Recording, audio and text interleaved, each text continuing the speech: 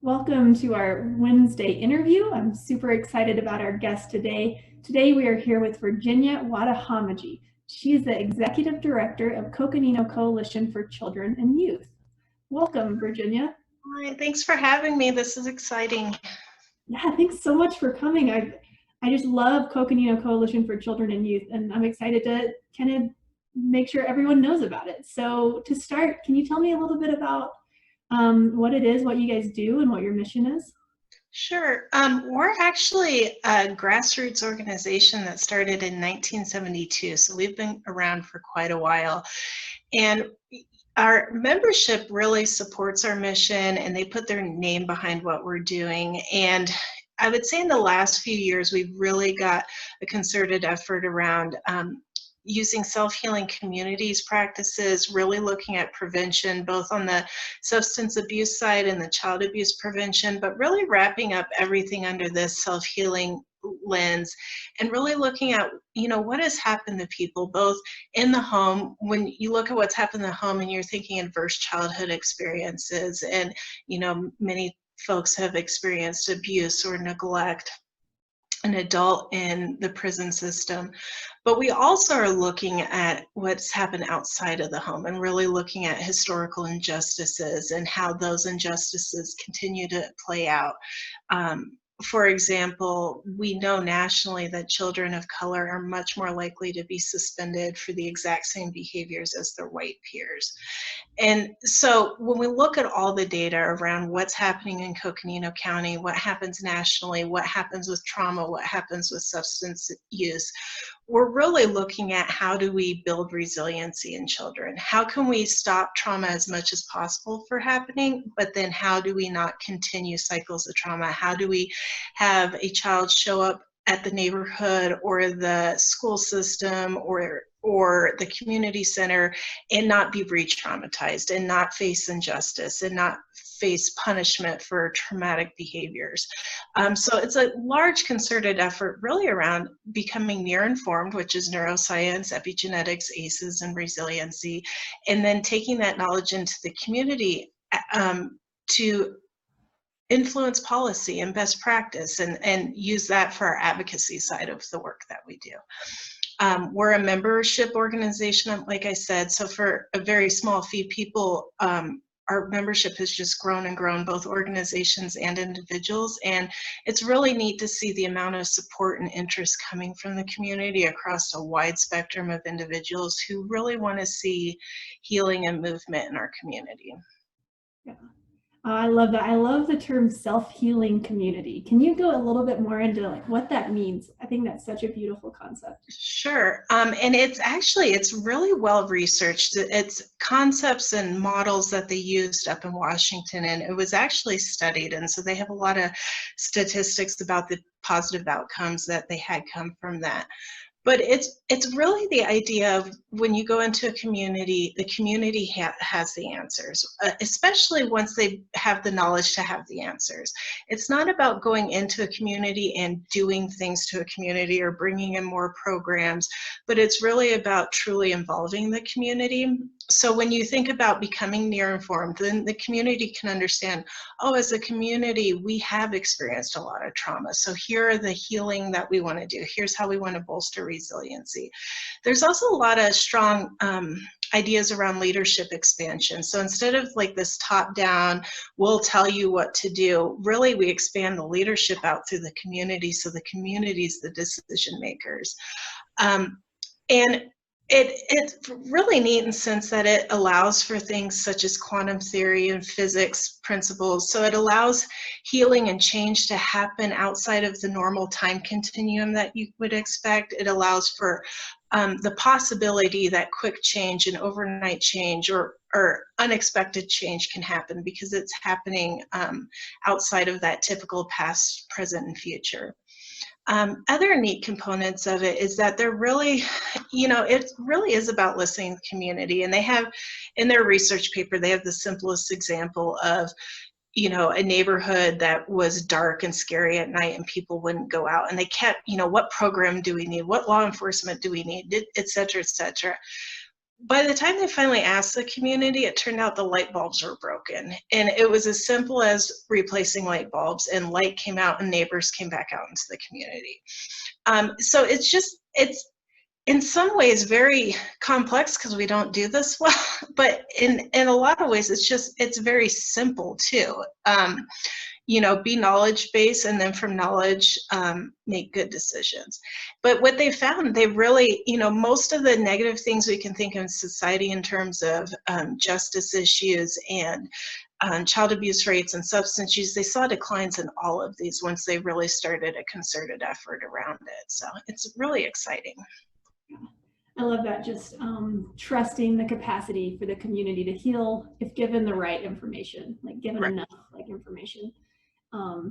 So as you know, and as we talked about, Sage Home is this hope that we can foster healthy attachments by keeping families together, because we also believe that families have an innate ability to heal itself if supported effectively.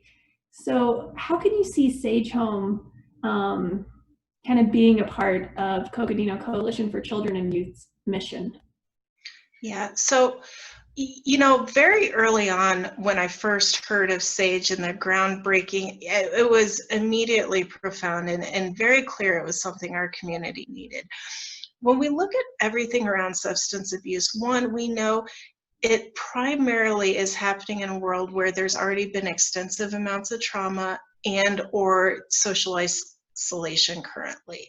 And so, there's folks that are hurting and in a position where they want to heal. When we take their children, which has been a common practice not only in the state but around the country, of taking children for substance exposure, one, we know children separated from their birth parents it's a huge trauma in itself, and I don't think we always give that the due recognition that it needs. It is traumatic for an infant to be separated from the mother. But also, when we're thinking about healing from substance abuse, to be separated from your child and have this new trauma while you're working on healing, the whole situation becomes just very challenging for both mother and child. And we know that that's not a concept, it's not an area, it's not a place where healing would happen. It just makes sense that it's so much more difficult to heal under such stress.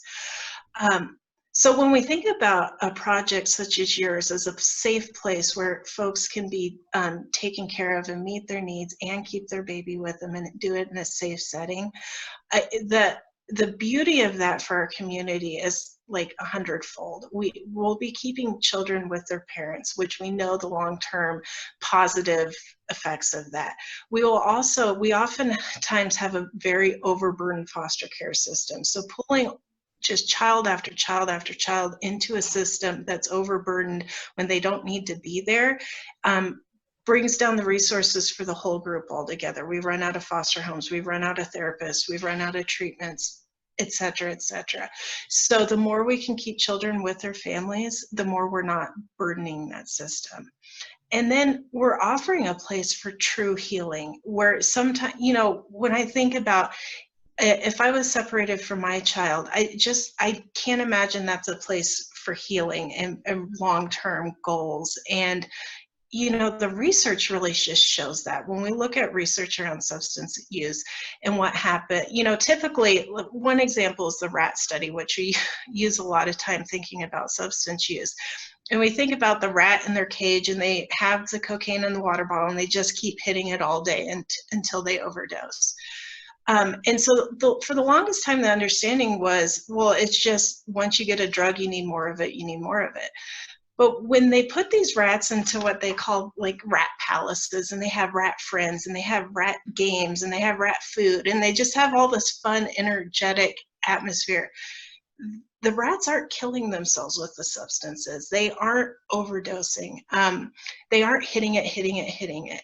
And so, again, I think when we really look at what substance abuse is and substance misuse in our community, we don't need systems of punishment.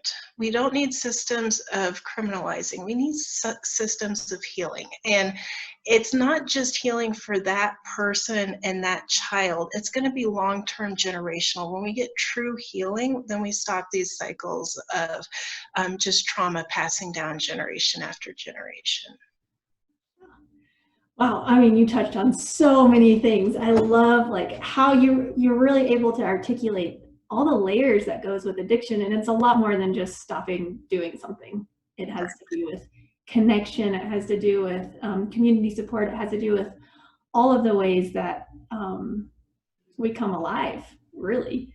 Yeah, and of course I'm, trying to simplify and speak quick for the short little interview. It's complex and I don't want to oversimplify it, but I think at the heart, we really do need to think about healing as a community and move away from just a massive cultural shift away from being punitive to really understanding what has happened to people, that we don't all start out on the same foot and we don't have the same experiences as we grow. And when we can look at that and really step with empathy into other people's shoes, I think we find a place of, let's follow the science, let's do true healing, let's really support that in our community, because the punishment, the punitive, it's not working for anyone at this point. Yeah, absolutely. And we're just so interconnected in our communities, and we need each other. Yeah. Mm-hmm. So something that I love about Coconino Coalition for Children and Youth is you guys put on amazing conferences. Some of the best conferences I've been to have been the ones that you guys have put on. So if someone wanted to learn more about CCC&Y, how would they go about doing that? And what sort of things do they need to be kind of on the lookout for if they want to engage more with what you guys are doing in the community? Yeah, thank you so much. Go to our website at coconinokids.org.